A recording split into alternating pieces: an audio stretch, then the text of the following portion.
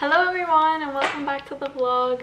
I have missed filming so much. I've spent the past 2 months just like grinding, editing and uploading the videos from my trip. I hope you guys enjoyed them. Thank you for all the love on them. It means a lot. But yeah, I'm back in Denmark and I thought I would make a video about all the hostels I stayed at. This was my first time traveling alone and it was my first time staying at hostels, and I did stay at a lot of like very different kinds of hostels, and so many of you guys have asked for hostel recommendations and stuff, so I thought I would just rate every single hostel that I've stayed at throughout my whole entire trip. So I never actually booked any of my hostels in advance.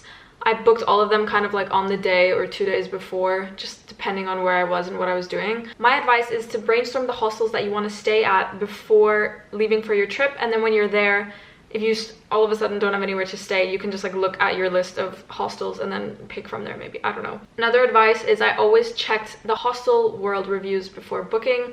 Make sure you do the same. That's where you can find out if a hostel is good or not, basically. And I booked all of my hostels through Hostel World. They have an app which is really easy to use. But yeah, let's just get started. I stayed in hostels in Indonesia, the Philippines, and Thailand. So these are the countries that I will be speaking about, which hostels I stayed at there. I'm thinking we start with Indonesia because I was in Bali for like 4 or 5 weeks. So I stayed in a lot of hostels in Bali.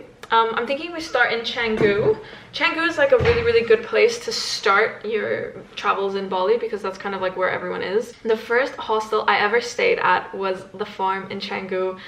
This is probably still one of my favorite hostels. I made so many friends there. Like, I think I got really lucky because the first day I was there, I made like all my friends that I spent the next like 3 weeks with. You know what I mean? Like, that's where I met Ricardo, I met Dan, I met Josa, I met so many people that I spent so much time with at that hostel. It's a super social, sorry, I'm just looking at my notes. It's a super social hostel. There's a party every night, but you also have the ability to stay in, which is what I enjoy. Like, I love that because you can stay in or go out just like depending on your mood. It's super clean, has a really good location. It's like right in the middle of Canggu. There's breakfast included. I never actually tried their breakfast. I've heard it's not good, but their other food is good. Their Thai green curry, really good. Really good staff, and I think it's just like an amazing place to start. There's like a pool. It's just really nice. The Farm has 10 out of 10 for me. The only thing is I stayed there 2 different times. First time I stayed there was like right when I came to Bali, and then I stayed there again like a couple of weeks after, and it just wasn't the same second time around. I don't know if it was because I was just like socially tired and I also was sick. I mean, I still met really nice people there, but it just like wasn't the same vibe. So it also depends on like the kind of people you meet there, obviously, and like if there's a good crowd while you're there. Next we have Niamin Hostel. I actually don't know how to pronounce it. I only stayed here 1 night, but it was really good. I would definitely go back there. It has really good value for money and it was like decently social. Like, I didn't make any best friends there, but it was fine. Just keep in mind that all the rooms are different. So I stayed in like a huge room. Maybe you'll be put in like a smaller room. I don't know, but the room I stayed in was really good. Okay, then we have Leyte Hostel. Very mixed. I personally did not like Leyte. I thought it was dirty. My sheets smelled like, if you've been backpacking, you know the smell of having wet clothes or like a wet swimming suit and like putting it in a plastic bag and then like leaving it. Yeah, that's what my bed sheets smelled like. It has a really good reputation though, and like a lot of people love it. I just didn't have a good experience there. It is a party hostel though, and it is really easy to make friends. So if that's what you're going for, then go for it. It just wasn't up to my standards for like the cleanliness and stuff. Personally, it wasn't for me. I would give it a second shot. Like, maybe I would go there with a friend instead of going there like alone. Then we have Castaway Hostel. I love Castaway Hostel. I think it's one of like the cheapest hostels I stayed at in Bali, but it's like clean, it's so social, and it's like a decently small hostel, so it just feels like a big family and everyone hangs out there all day. The pool is great to meet people, and there's kind of like a swim up bar. The staff is so nice. I mean, it's nothing special, but the vibes were just so good. And I stayed there 2 separate times. Like, I stayed there 1 night, 1 time, and then I came back like a week later and stayed 1 night. And I would so go back again. So Castaway, no one talks about it, but I love it. I don't know, I had a really good time there. Also with Castaway Hostel, I recommend staying there on a Monday because in Canggu, there's this like restaurant, whatever, club, I don't know, called Luigi's, which basically turns into a club on Mondays. And when I went, it was really fun because like the whole hostel goes together. So yeah, also Castaway Hostel had a really good location. So yeah, I don't know, I just love that place. Castaway and the Farm are like my two favorites in all of Bali. Then I went to Uluwatu. The hostel options in Uluwatu are like quite limited. I was really surprised, but I only stayed at one hostel. I stayed 2 nights in Karma Backpacker. Location was pretty good. A lot of places in Uluwatu can be really far, but it was close to the restaurants. Clean rooms, rooms of 4, like it was nice. There was like enough space, you know? And also they had like family dinners, which was really nice. So there was like dinner included in your price. And it was a really good vibe to like have a shared meal with everyone in the hostel. But I woke up the next morning feeling not so great after that, so yeah. But the options in Uluwatu are quite limited, so I would go there again. And then we have Ubud. I only stayed in Ubud like 2 nights because it just rained so much that I didn't want to stay there. And I stayed at a really fancy hostel. I stayed at Puri Garden Hostel, which was really good, but it's like a luxury hostel. So, you know, you pay double the price of other hostels, but breakfast is included, which was really good. Free manicures, free massages. It was insane. The bathrooms were so clean, but you did have to walk outside to go to the bathroom. Like it wasn't en suites, but still, like the bathrooms were really nice. It was like communal. Yeah, no complaints. Like I think it was a little bit overpriced, but I would still stay there again. They have a lot of these kinds of hostels in Ubud where it's like really fancy hostels and there's a bunch of stuff included. Oh, there was also like free workout classes in the morning, but I never went. Oops. And the rooms were also a little bit overrated, but still, it was really nice. It had some really lovely people, and yeah, I would recommend. Also really good location, right in the center of everything. And then this is not in Bali, but I went to Komodo for a week and I stayed at Siesta, it's called. This was also a really nice hostel. It was like one of the, you know, fancier ones, and it wasn't very social in my opinion. Like no one spoke to each other in the rooms, so it was a little bit awkward for me. I didn't meet anyone there. But I mean, it was clean and had good location and stuff. So if you do go to Komodo, then I would stay there, but just like don't expect to make a ton of friends. Then we have the Philippines. In the Philippines, I first went to Siargao.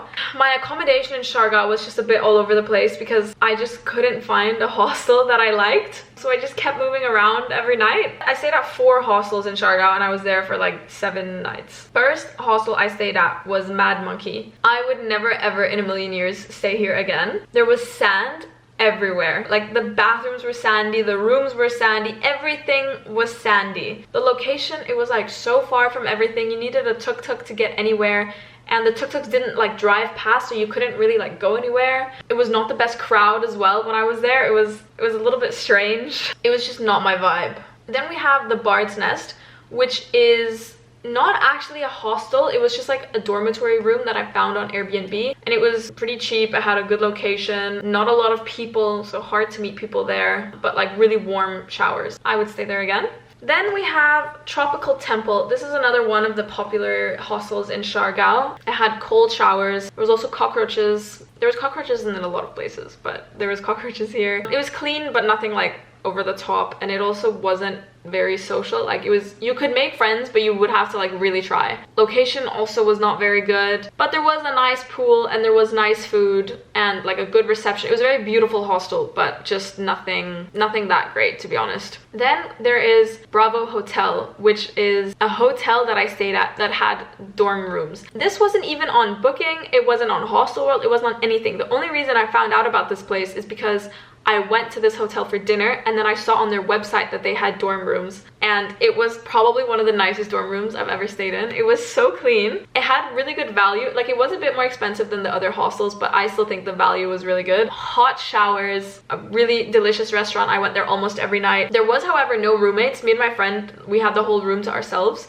So not good for solo travelers. And it is right on the beach as well. Like it's a hotel that has a pool and it's like right on the beach and a restaurant. It's a really nice hotel that just has a dorm room. Then also in the Philippines, I went to El Nido. In El Nido, I only actually stayed at one hostel. I stayed at Friends and I loved it. I stayed here for 6 nights. I think it's the longest I've ever stayed at a hostel before. It has really good vibes, really good location. I stayed in a lot of different kinds of rooms. So I stayed in a female only one with an ensuite. I stayed in a mixed without ensuite bathroom, and I stayed in like 10 beds. I stayed in a lot of places and they were all really nice. Like even the shared bathrooms bathrooms. The communal bathrooms were good, but I would just rather pay a little bit extra and have like an ensuite bathroom, but that's just me personally. But the communal bathrooms were really good as well, like no complaints. This hostel is huge though, like it is so big. There are so many people there. It's still really easy to meet people because the hostel does these like tours. In El Nido, one of the really popular things to do is to go on like the island hopping tours and stuff, and you book it through the hostel, and so it's just like a big party. There's like music, people bring drinks, and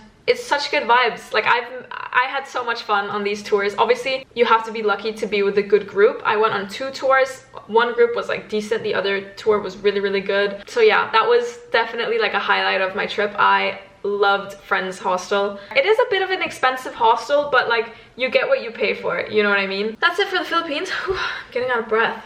That's it for the Philippines.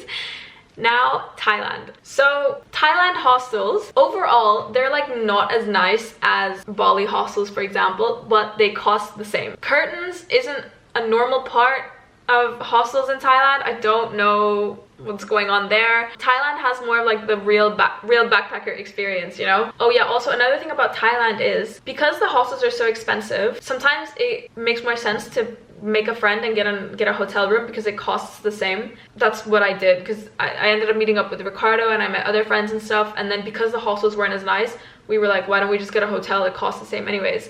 So that's what we did. But the first hostel I stayed in was Pop-In Hostel in Ao Nang. Pretty good hostel. It was like really cheap, really good location right on like the main street in Ao Nang. Very chill, had like half curtains, and I would stay there again. It was good value for money. Then there's Social Quarters Railay. Railay only really has 2 hostels. It has Blanco and Social Quarters, and Blanco was sold out when I tried to book, so I booked Social Quarters instead. But they kind of are like partnership hostels, so when you stay at Social Quarters you can use the facilities from Blanco, so you meet the same people anyways. It was pretty decent. I stayed one night. There was, however, no curtains in the room, but it was chill, and it had like a really nice bathroom. But don't stay there if you want a quiet night, because my room was literally right upstairs from where all the partying was happening. I'll insert a video. The music is so loud, and I think it goes on until, I don't know, like 3 or something. I ended up staying awake until like 4, just because I was like, there's no point in going back to my room if I won't be able to sleep anyways.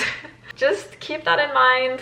But it was really fun, and I would stay there again. Then after that, I went to Phi Phi Island, and in Phi Phi I stayed at a place called the Pier at 519, and I have very mixed feelings about this hostel. I stayed there for 3 nights. I just feel like the hostel options in Phi Phi were quite limited because all the party hostels looked a little bit disgusting. I actually also saw Ibiza pool party, which was like, I was kind of like, okay, would I rather want like a party? Would I rather want like a clean hostel? I didn't really know. So I ended up staying here, and it was good for what it was, but it was a little bit expensive, and I stayed in like a 14-bed dorm or something. There was like a lot of people in there, but it's good if you don't want there to be like super loud music all night long. Also, they were very strict in this hostel.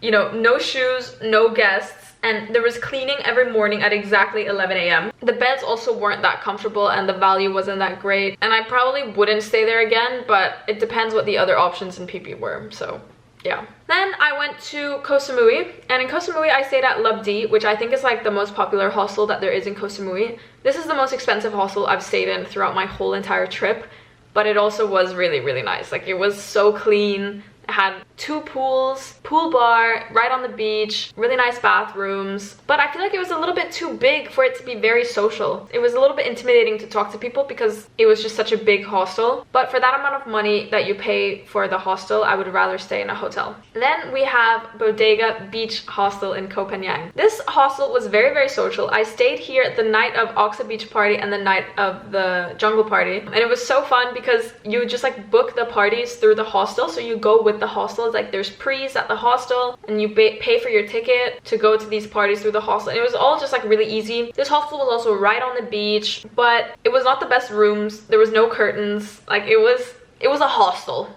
We'll leave it at that. The hostel was hosteling, you know. It was also a super chill hostel. I don't know if that's because I was in a room with 7 guys. Like, it was an 8-bed dorm, and I was in a room with 7 guys. So I don't know if they were just super chill or if the hostel was chill, but I like overslept when I had to check out.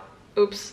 They were fine with it. The staff was really lovely. That was a fun hostel. That's the thing, the lower budget hostels usually are more fun. I don't know, it kind of depends. But with that being said, I definitely would stay there again. Even though the rooms are like not the best, I definitely would stay there again because I had a lot of fun. And then lastly, there is a hostel I stayed in Koh Tao. I don't actually remember the name now. I'll put it on screen. So I had booked this hostel for 2 nights and it was decently expensive, but I never actually ended up staying here because I got sick and I didn't want to stay in a hostel while sick because the rooms were like far from the bathroom and I was just not having it. But it was really nice and there was like good curtains, good beds, and it had a really good location. So if I were to go back to Koh Tao, I would stay there again.